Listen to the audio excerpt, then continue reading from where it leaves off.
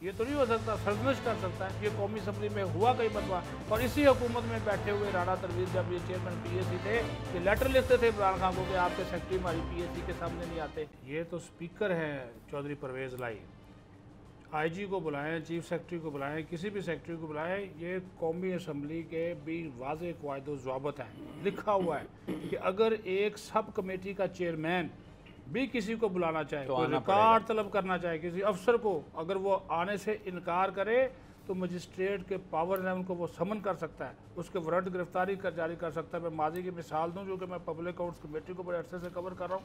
सरदार Farooq लगारी, Chaudhary Shujaat Hussain, even के Benazir Bhutto committee में पेश होते रहे। अभी भी आप देख रहे कितनी स्टैंडिंग कमेटीज़ है। क्या IGs नहीं आते इस्तेहकाक की कमेटी में और कमेटियों में नहीं आते? वो बात अलग बात है कि माफिया शाफिया मांग कर निकल जाते हैं। एक चेयरमैन जो है वो बुला सकता है। ये तो फिर स्पीकर कौमी असम्बली है, चैम्बर में बुला सकता है सर। अगर हाउस में नहीं, वो अपने चैम्बर में बुला सकता है। ये तो नहीं हो सकता, सरजनश कर सकता है। ये कौमी असम्बली में हुआ कई मरतबा, और इसी हुकूमत में बैठे हुए राणा तनवीर जब ये चेयरमैन PAC थे, ये लेटर लिखते थे इमरान खान को कि आपके सेक्रेटरी हमारी PAC के सामने नहीं आते, हम उनको समन करेंगे। ये चेयरमैन नैब के वारंट गिरफ्तारी जारी करने की बात किसने की थी? जब ये नहीं गए थे तो फिर वो चले गए। बाद में डर था, खौफ था, चेयरमैन नैब फिर पेश हुए बाकायदा तौर पर। जब उन्होंने कहा कि अगर इस मरतबा ना आए तो हम इनका वारंट जारी करेंगे, चेयरमैन नैब पेश हुए।